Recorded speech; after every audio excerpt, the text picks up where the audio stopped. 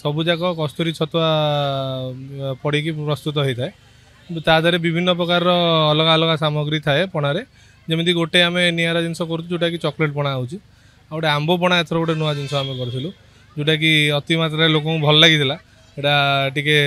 ये भी हो लोक खाई सारी पीकी सारी दे पणा बंटन चलती अराउंड 15,000 रु अधिक लोक ए पी सारे कि नुआ जेनेरेशन ए धीरे धीरे धीरे टे लोप पाइला। तो आम यहाँ को पणा संक्रांति